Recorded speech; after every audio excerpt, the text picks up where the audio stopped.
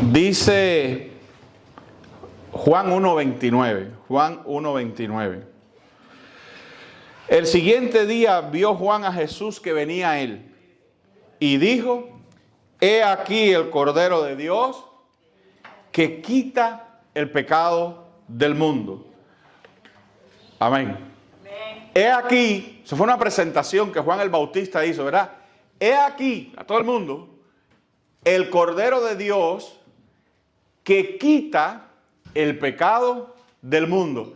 Y a mí siempre me llama la atención, en un sentido, la humildad de Dios mismo. Porque aquí nosotros tenemos una trascendental y enorme declaración en un lugar pequeño, humilde y sencillo. Entonces Dios está en esa... A Dios le gustan las cosas grandes, revelarlas de manera humilde, y las cosas grandes, entregárselas, cosas tremendas, ¿no?, a personas humildes, a personas... Dios habla, y ¿sabe por qué le digo esto? Porque esa declaración merecía por lo menos un estadio, ¿verdad? Luces, algo impactante. E inmediatamente, cuando Juan el Bautista dijo: He aquí el Cordero de Dios que quita el pecado del mundo, algo debió abrirse y salir Jesús en toda su majestad, y fuegos artificiales por el cielo. Tú sabes, tremendo, y la gente ovacionando y la gritería. Porque tú le has puesto atención a la declaración. El que quita el pecado del mundo. Amén. El que quita la causa por la cual el mundo está perdido y el mundo está condenado. He aquí el que viene a resolver el problema del pecado. He aquí el Cordero de Dios. Ahora le dice Cordero. Cordero de Dios es un hombre, es Jesús.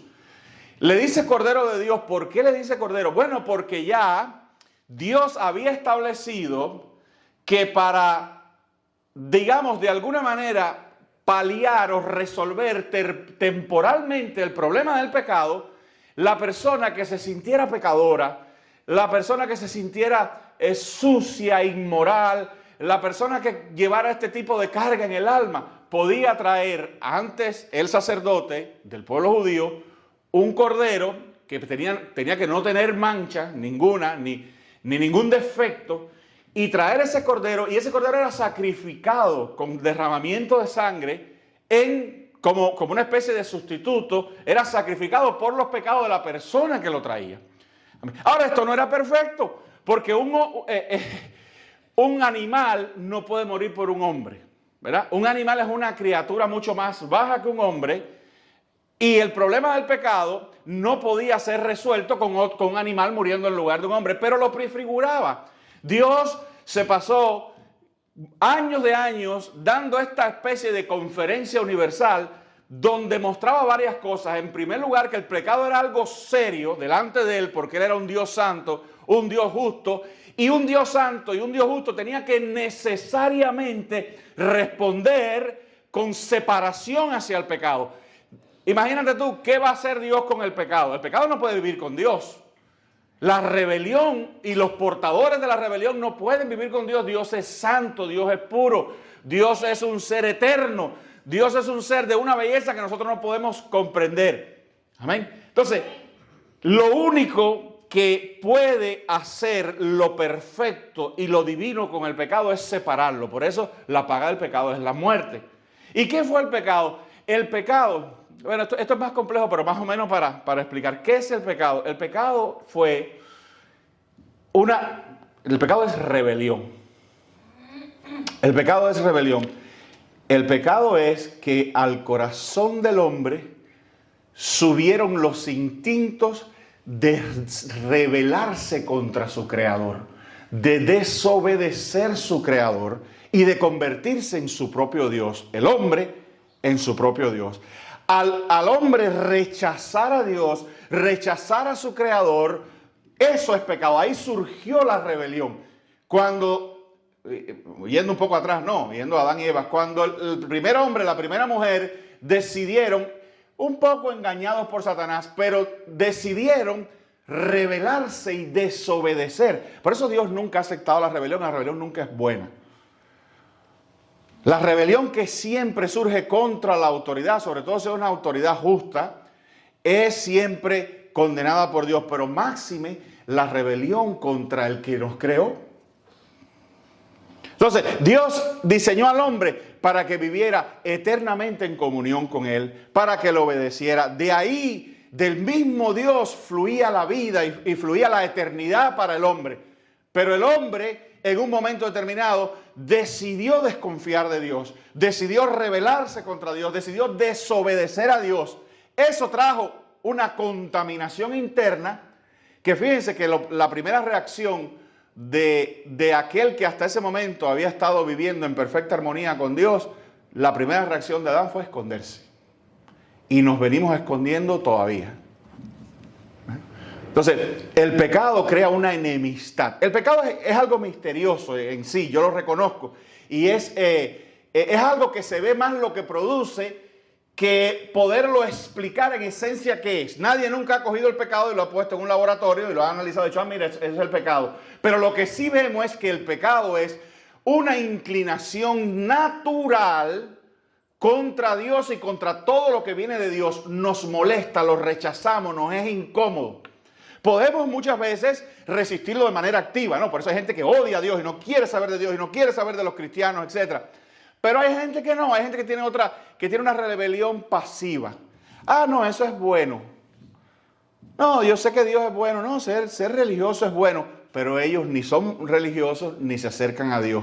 ¿Por qué? La respuesta, la Biblia lo dice.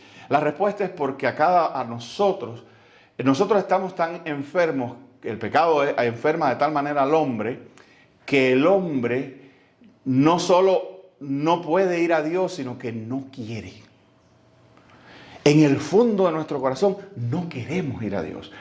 Podemos entender que es muy bueno y que eso hace bien y que eso no le hace mal a nadie, pero nosotros no querer en el secreto de nuestra alma entregar nuestra vida a Dios, al Creador. Amén. Amén. Al Creador. Entonces es un caso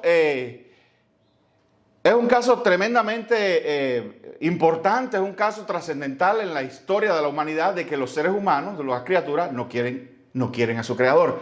Porque de alguna manera el pecado te hace procesar, yo no sé cómo, pero el pecado te hace procesar de que Dios va a ser malo para ti de alguna manera. Dios no quiere que tú te diviertas. Dios no quiere que tú la pases bien. Dios te quiere controlar. Y tu felicidad, tú crees, el pecado te hace creer que tu felicidad radica realmente en vivir como tú quieres y siendo tú el Dios de ti mismo. Amén. Entonces eso es el pecado. El pecado es toda una complejidad interna donde nosotros racionalizamos que no queremos al Creador, pero hay otra cosa profunda de base, y es que por el hábito y por la repetición le hemos tomado, no afecto, pero dice la Biblia, nuestras obras son malas. A veces nos gusta regodearnos en el mal. Nos gusta el secreto y nos gusta la oscuridad. Amén. Y a veces la presentación de Cristo como Salvador lleva a que uno internamente sienta que va a tener que dejar algo. ¿Tú no has visto a la gente cuando te dice eso? No, yo no me hago cristiano porque ya me quieren quitar todo. Me quieren quitar la bebida, me quieren quitar el cigarro, me quieren quitar las mujeres, me lo quieren quitar todo. Porque hay quien entiende que esas cosas son la vida. Y acuérdate, Cristo dice, este mismo, el Cordero, dice, yo he venido para que tengan vida y la tengan en abundancia. Ah, no, el problema es que mi concepto de vida en abundancia es hacer lo que yo quiero. Y lo que yo quiero, otra vez, por esta enfermedad que yo tengo internamente, tiende casi siempre hacia el mal. Yo no hago el bien, no el bien que Dios quiere, no lo hago. Pablo lo dice, tengo esta lucha. Fíjense que la mayoría de nosotros cuando pecamos, no pecamos porque no sabíamos que era malo. Sí lo sabemos. Pero el deseo del pecado es más fuerte que el concepto del bien. Y lo que hacemos es, dice la Biblia, suprimimos la voz de la conciencia, la ahogamos. Hay un texto que habla de eso, no es suprimir la palabra que usa. Dice que detienen la verdad. Dice que el hombre malo detiene la verdad. ¿Pero dónde? No es que se para afuera y dice, verdad alto. No, la detiene dentro. La verdad, eso es malo, pero uno detiene eso. ¿Por qué? Porque a uno le gusta hacerlo. Entonces, esa condición, esa especie de enfermedad que no tiene nada que ver con lo santo y lo puro, no lleva en sí la semejanza de lo que es Dios mismo. Nosotros tenemos cosas buenas y tenemos algo de esa semejanza, pero en lo profundo de nuestro corazón, la balanza de nuestra alma está inclinada hacia el mal. Amén. Dios pronunció juicio sobre el mal. Es esto que llamamos pecado, que la gente la palabrita como que ya se ha vuelto. Y de eso tiene la culpa el catolicismo, los curas, los monjas, el pecado. La gente ya ve el pecado como una gracia, no entienden lo que quiere decir, ¿no? Parece como una broma. Y casi siempre todo el mundo piensa que el pecado es algo sexual, no sé por qué. Cuando la gente piensa en pecado, piensa que es algo sexual. Y pecado es simplemente el nombre que se usa contra eso que se llama rebelión. Es todo. Puede ser cualquier tipo, es una rebelión interna contra Dios, contra lo divino, contra todo lo que tenga que ver con Dios. Oye, mira que la Biblia dice, no me hables con la Biblia, es un rechazo. Nadie puede honestamente mirar la Biblia y decir, oye, esto es malo, porque no adulterarás es malo, no robar es malo, estas cosas... ¿cómo se llama? No decir falso testimonio, eso es malo. No decir mentira, eso es malo. No, sabemos que eso es bueno, pero no podemos hacerlo. Nos molesta. Amén. Entonces hace falta que Dios haga algo, porque estamos tan enfermos. Escucha bien que esto es importante. Ahorita cantábamos escogido, perdonado. El problema es que Dios, si nos hubiera dejado a que nosotros mismos resolviéramos eso, estábamos perdidos. ¿Por qué?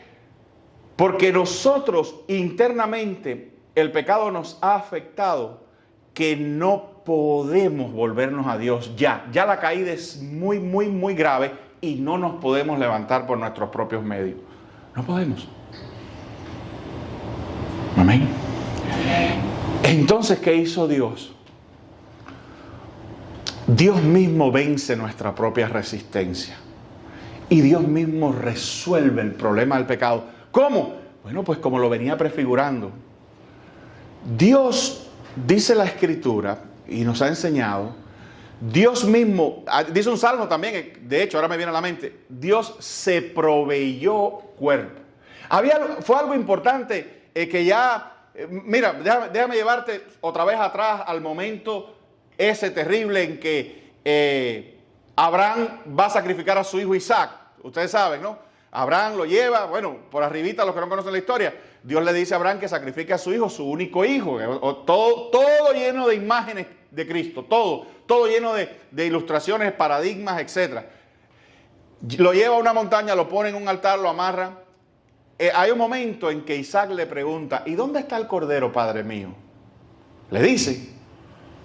El hijo, cuando ve lo que está pasando, dice, aquí hay leña, hay cuchillo, hay esto, altar y el cordero. Y Abraham le dice una frase interesante. Le dice, Dios se proveerá cordero, hijo mío. Dios se proveerá.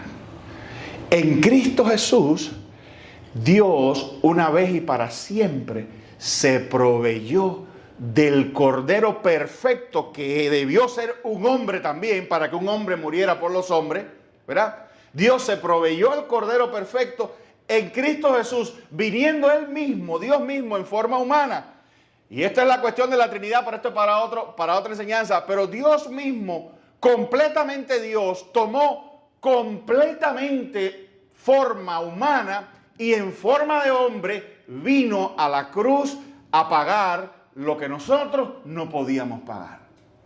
Pero hizo algo más. Ahora miren esto. Dios vino y murió. Y esto es lo que está diciendo Juan el Bautista. Juan el Bautista está diciendo, mira, este es el Cordero que quita el pecado del mundo. Ya no hace falta un animal. Este hombre va a venir. Es el Cordero, es Él. De ese Cordero del que llevamos años hablando, es Él. Y viene a quitar el pecado del mundo. Y entonces en Cristo Jesús, Dios juzgó el pecado, esa rebelión de la que le hablé. Perfectamente la juzgó, perfectamente la juzgó, perfectamente la culpó, perfectamente aplicó la justicia en Cristo Jesús. Y Cristo siendo, déjame hacerte un paréntesis, la paga del pecado es la muerte, es la ley divina, y aquí no hay otro lugar donde irse. Dios ha establecido en el universo de todo lo que existe que la paga del pecado es muerte. No existe otro universo. Eso que hay de los Avengers que se van de un universo para otro, eso no existe. La paga del pecado es la muerte. Amén. Luego entonces, si estamos buscando un sustituto, si entonces la solución va a ser por vía de un sustituto, de alguien que tome mi lugar, pues no puede tener pecado, porque si lo tiene no me puede sustituir. Su muerte sería su propia condenación. ¿Se dan cuenta? Entonces el sustituto, por eso era Cordero perfecto y sin mancha. El sustituto tenía que ser sin pecado, pero para que fuera sin pecado tenía primero que vivir la vida aquí en la tierra y mantenerse sin pecado. Tenía que ser probado. Cristo nació y vivió, según los especialistas, hasta los 33 o 34 años en esta tierra, y su vida en sí fue también una prueba y fue el tiempo necesario para vivir sin pecado y para que no hubiera ni un ápice de mancha en él. Y entonces en esa pureza Dios decidió que muriera en mi lugar. Y por eso su muerte puede ser acreditada a mí, porque su muerte él no tenía pecado. Y ahora tú me dices, pastor, ¿y por qué si no tenía pecado entonces por qué murió? No, Dios lo hizo morir por ti. Es como si yo siempre digo, la muerte de Cristo creó un superávit de justicia. Porque Cristo murió, debió morir por el pecado, pero al no haber pecado, ¿en dónde ponemos esta muerte? En los que sí tienen pecado. En nosotros. Es como un crédito. La muerte de Cristo ganó ese crédito en justicia. Amén. Ahora todo está muy bonito ahí. Pero Dios hizo algo más. ¿Qué cosa, pastor? Yo voy a entrar, pero esta introducción es importante. Dios hizo una cosa más. ¿Qué hizo? Te hizo a ti capaz de entender eso. Porque el pecado había hasta dañado tu... Dile a una persona cualquiera normal, sal a la calle y dile, mira, Cristo, el Cordero, vino, murió por ti, ¿Qué tontería es esa? ¿Qué locura es esa?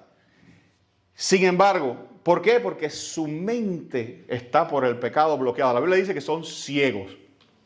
La Biblia dice que son sordos. ¿Verdad? Por eso Cristo decía, el que tenga oído para oír, oiga. Y ahí nadie estaba sordo. Todo el mundo estaba oyendo. Se refería a otros tipos de oídos. Oídos espirituales. Entonces, ¿qué es lo que hace el Espíritu Santo? El Espíritu Santo viene a tu corazón y a tu mente y vence esa resistencia, transforma tu mente y tu corazón, produce lo que se llama la regeneración, para que entonces tú puedas entender esto que yo te acabo de explicar. Y no solo entenderlo, sino que eso asienta y cae en tu corazón de tal manera que tú entregas tu vida a Jesús y tú te apropias de ese sacrificio. Porque ¿qué es lo que es la fe? Bueno, la fe es tantas cosas, pero algo importante de la fe es que esto que yo te acabo de decir, que Cristo es tu sustituto y murió en la cruz por ti, haga sentido en tu alma y tú te apropies de eso y tú digas, yo soy ese hombre por el que Cristo, esa mujer por el que Cristo murió. Yo creo en ese sacrificio, Señor, y aquí estoy. Yo creo en Jesús y entrego mi vida. Él es mi Señor y Él es quien quita, no el pecado del mundo, porque eso es un sentido general. Él es el que quita mi pecado. Ahora, yo te digo a ti, vamos a suponer, si tú eres manco, te faltan los brazos, de más está que yo te ofrezca algo, ¿verdad? A menos que lo cojo con la boca. Pero tú entiendes lo que te quiero decir. Si no tienes brazos, no puedes apropiarte de un ofrecimiento, de algo que yo te extienda a dar. La fe es como un brazo. Si tú no tienes esa fe, no vas a poder apropiarte de ese sacrificio y hacerlo tuyo. Y eso yo te lo repito una y mil veces. Eso yo no lo puedo hacer por ti. Yo no puedo creer por ti. Si este mensaje choca contra tu cabeza, contra tu intelecto, contra tus neuronas, como si fueran un muro, y no los traspasan, entonces eso es lo que el Espíritu Santo hace. El Espíritu Santo quita esa pared y pone el corazón tierno y sensible, y le salen los brazos de la fe al que oye y se apropia de eso. Tú tienes que ser capaz de decirle al mundo y a Satanás y a todo el que lo quiera oír que tú crees que Jesús murió en la cruz por ti y que porque tú creíste eso, therefore, todos tus pecados han sido perdonados. Yo no puedo hacer eso por ti. ¿Ves cómo la fe es una especie de independencia que surge en ti? Una independencia para creer. Grábate eso es importante.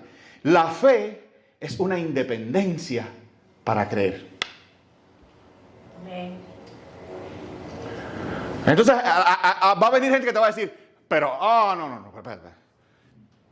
Tú me vas a decir que los pecadotes tuyos se perdonaron porque tú creíste. Ahí mismo estás tú en la lucha de tu vida. Esta es la independencia que yo te digo. Aquí viene una fuerza que te quiere dominar. Aquí viene una fuerza que te dice, lo siento, pero los pecadones que tú hiciste, no se ve. Tienes que hacer algo. No sé, arrástrate por ahí, haz algo, pero creer nada más. ¿Verdad? Y aquí es donde tu fe se crece y la independencia en tu fe dice, no, mi pecado es muy grande, sí, pero la muerte de mi Salvador fue tan potente y tan grande en la humanidad que ella cubrió, su sangre tan preciosa, cubrió todos mis pecados. Lo siento, sí, yo estoy perdonado de ese, de aquel y de... Yo estoy perdonado de todos mis pecados. Eso no lo puedo hacer yo por ti. Yo puedo aconsejar y ayudarte a que tú veas eso. Pero eres tú solamente quien puedes dirimir y vencer en las batallas de fe más importantes de tu vida, cuando el diablo te quiera acusar, cuando alguien te quiera acusar, o cuando tu propia frustración o tu propio cansancio espiritual te haga sentir, ay, no sé, yo creo que yo sigo siendo el mismo. Cristo ya murió y en Él creíste. Los resultados de esa fe son tuyos para apropiarse. Y tú eres quien decide si tú le permites a Satanás o a otra gente que te los ponga medio suelto en la mente. Que hay gente que piensa que un día ha sido perdonado, pero otro día, yo no sé, porque es que fue tan grave lo que yo hice. Pero Pablo era un asesino. Pablo era un blasfemo, él lo dice, blasfemo, perseguidor de la iglesia, lo peor. Y fue recibido a misericordia. Y se lo creyó a tal punto que mira las cosas que escribía. ¿Verdad? Pablo se sentía independiente, libre en su fe. Amén, queridos hermanos.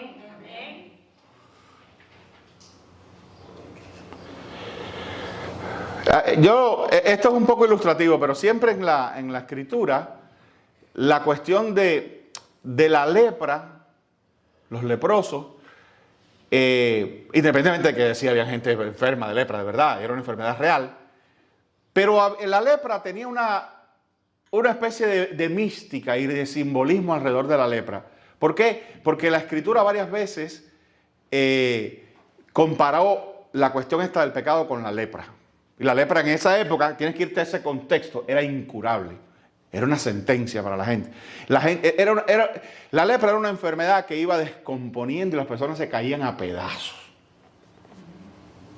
Hay pecados que te van descomponiendo y te vas cayendo a pedazos.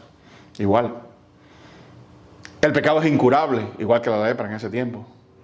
Los leprosos no podían estar junto con eran excluidos. El pecado te excluye también de la presencia de Dios. La Biblia lo dice. Estamos Por cuanto todos pecaron, están destituidos de la gloria de Dios. Amén. Amén. Amén. Y otras cosas más. Y el pecado, en su contexto, en su época, lo veían como una maldición. Oye, algo hizo que mira lo que Dios le puso una lepra.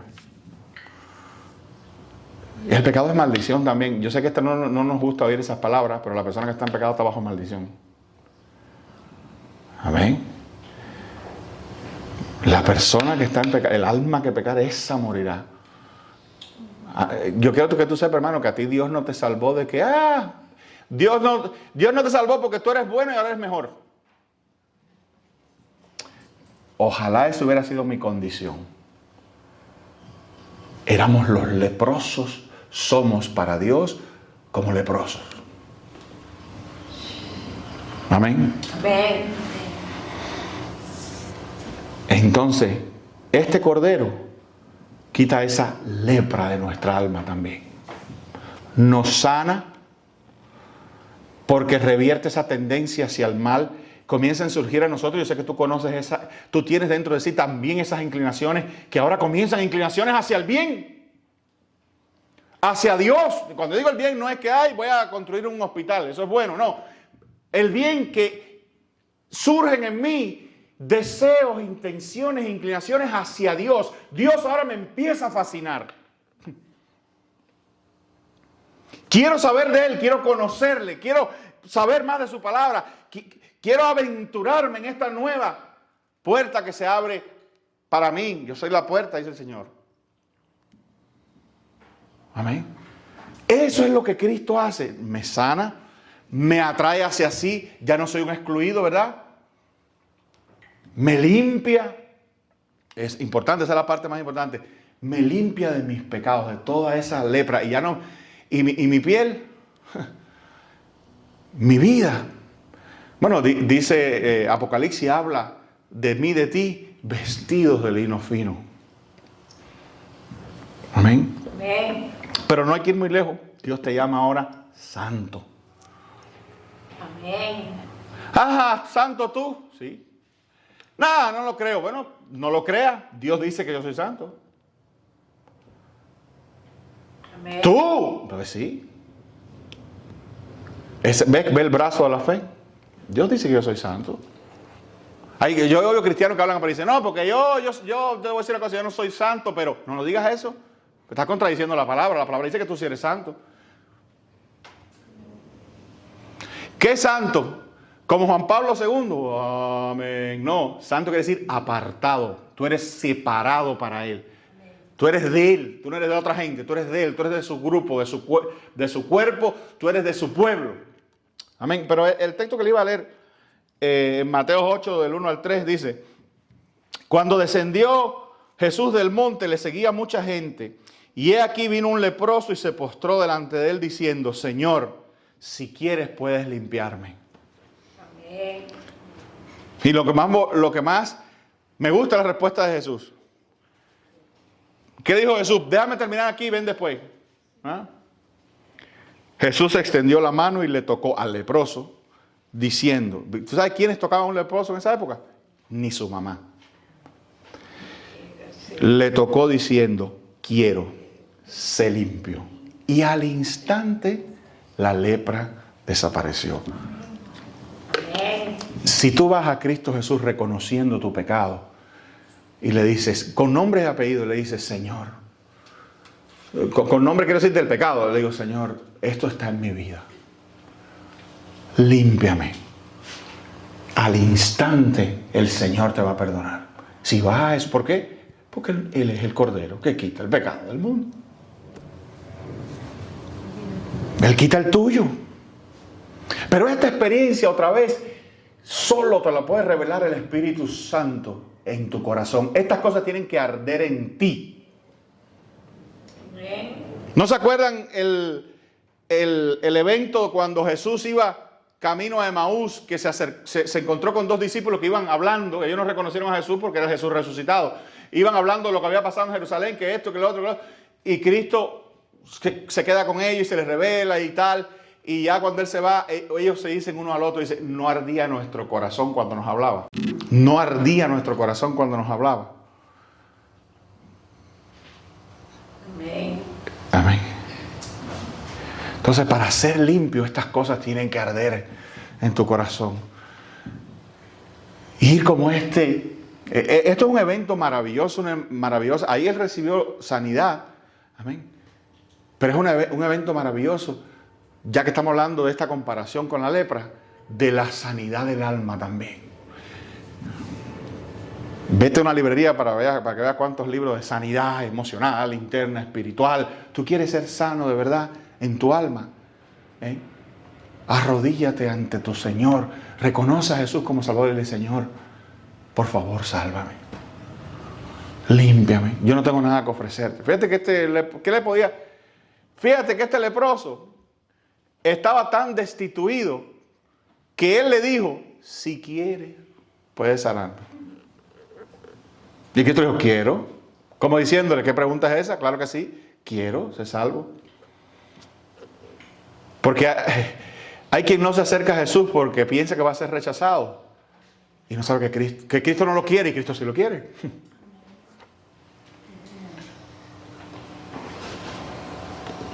Amén. El que a mí viene, yo no lo echo fuera, dice Jesús. Amén, querido. Jesús. Termino con este otro texto. Romanos 6, del 17 al 18. Este mensaje se llama He aquí Jesucristo, como el Cordero. Es como yo te lo presento hoy. Romanos 6, 17 al 18 dice, pero gracias a Dios que aunque erais esclavos del pecado, habéis obedecido de corazón. Dos palabras clave.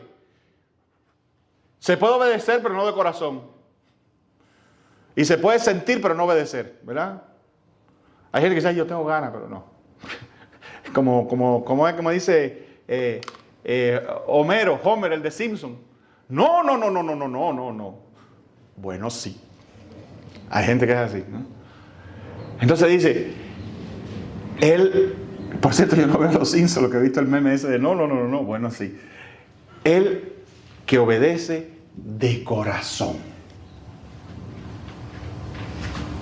¿Y cómo yo sé, pastor, si obedece de corazón? Porque esto arde en ti.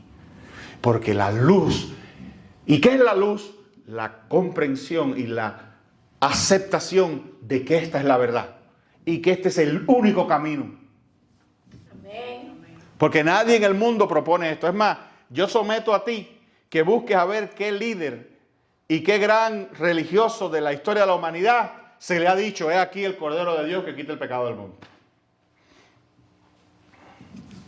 Porque esas son palabras mayores. Y nadie se atreve a decir algo así, ni a aceptar algo así, a menos que sea, como dicen los mexicanos, el mero mero. Amén. Amén. Amén. Entonces solamente Dios está tranquilo y conforme con que le digan, he aquí el Cordero de Dios que quita el pecado del mundo. Solamente el que lo es puede aceptar algo así. Amén. Entonces dice, que eras esclavo del pecado, habéis obedecido de corazón aquella forma de doctrina a la cual fuiste entregado, y libertados del pecado, viniste a ser siervos de la justicia. Mira esto, qué interesante. ¿Por dónde entra esta cuestión? Con esto termino. Voy a cerrar aquí. ¿Por dónde entra esta cuestión? ¿Cuál es el mecanismo? ¿Hay que inyectarse esto? ¿Verdad? Esto, Tony, de la salvación, ¿qué hay que hacer? Esto es una inyección, esto es un conjuro mágico que hay que hacer. ¿Por dónde? ¿Qué es el diseño que ha creado Dios para que estas cosas penetren en el alma humana? Ahí lo dice, doctrina, enseñanza, palabra.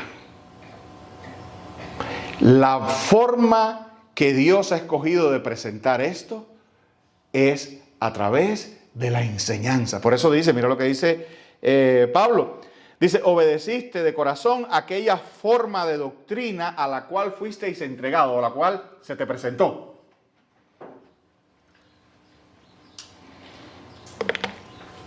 ¿Cómo se conoce el Evangelio? ¿Cómo se sabe de estas verdades? A través de una presentación. A través de una explicación. A través de la palabra. Y si tú no me crees, ¿qué dice Mateo 24, 28 creo que es. Ir por todo el mundo y hacer discípulos, enseñanza. ¿Verdad? Enseñanza. No hay otra manera. Amén. Esto es una doctrina, una enseñanza, una palabra, como también se le dice, del cielo, revelada, puesta en un libro incluso, la cual instruye a todos nosotros para salvación. Nos dice el cómo, nos dice el 101, el 101. ¿Y qué tenemos que hacer nosotros? Obedecerla de todo corazón. Ahora, este tipo de doctrina este tipo de palabra lleva un tipo de cerebro. Esta palabra es espiritual y necesita un cerebro espiritual. ¿Quién pone el cerebro espiritual? Dios. Dios es el que ilumina tu mente. Dice la Escritura, ilumina en tu mente la faz de Jesucristo. Es como decir, Dios es quien enciende la luz y ves a Jesús. Lo ves, lo entiendes.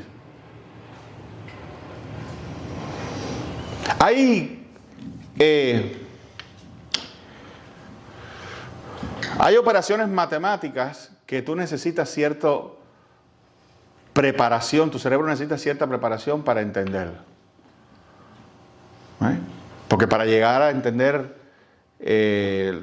la trigonometría, los senos, cosenos, tangentes, cotangentes, estas cosas tan fascinantes que usamos cada día, cuando nos despertamos, lo primero que pensamos es en el seno, tangente, la cotangente, la trigonometría. Pero para aprender estas cosas, tú tienes que saber primero qué es una multiplicación y qué es una división, y tienes que saber un poco de ángulos también. En un sentido, para entender lo espiritual, Dios tiene que preparar tu cerebro. Y eso solamente lo hace. Por eso Jesucristo dijo, ninguno puede venir a mí si el Padre no le trajere. Y otro texto dice, y serán todos enseñados por Dios. Entonces, Dios es el que hace que tú comiences a aprender y a asimilar y la veas, como se dice, la veas, esta doctrina.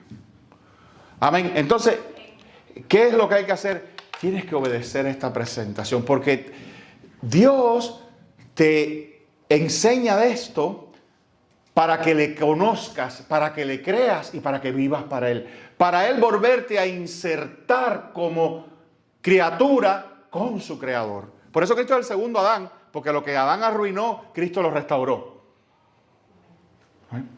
Cristo restaura el Edén en tu vida. Como ese es lugar de comunión y de compañía con Dios. Amén. Pero tú tienes que creer. Tú tienes que entender y tienes que hacer una declaración. Tú tienes que ir por ahí, no sé dónde, pero tú, cuanto antes, tienes que tener una conversación con Jesús. Y decirle, Señor Jesús, yo he entendido todo esto. Y yo quiero entregar mi vida a ti. Yo creo en ti. Yo creo que tú eres mi Salvador. Y yo creo que tú eres quien quita mi pecado, mi condenación, mi separación de ti. Yo quiero estar cerca, Señor. Lo que tú quieras, pero por ahí. Amén. Amén. Entonces yo te exhorto, querido hermano, esta es la exhortación que te voy a dar ahora. Entrega tu vida a Jesús de una vez. Si estas verdades se están abriendo ante tus ojos. Y esa luz, esa iluminación ha venido a ti. Entrégale tu corazón y aprende que hay otra vida que tú no sabías. Más plena, más completa. Donde Dios está activamente en ti, en lo que tú eres y en lo que tú haces. Tú no tienes cualquier compañero. Tú tienes al Creador a tu lado. Reconcíliate con tu Creador. Cristo... Termino, si pudiera concluir con una frase sería esta. Cristo quiere. Amén. Él quiere. Déjate tocar por Él. Arrodíllate delante de Él. Amén. Bueno, que Dios nos bendiga, hermano.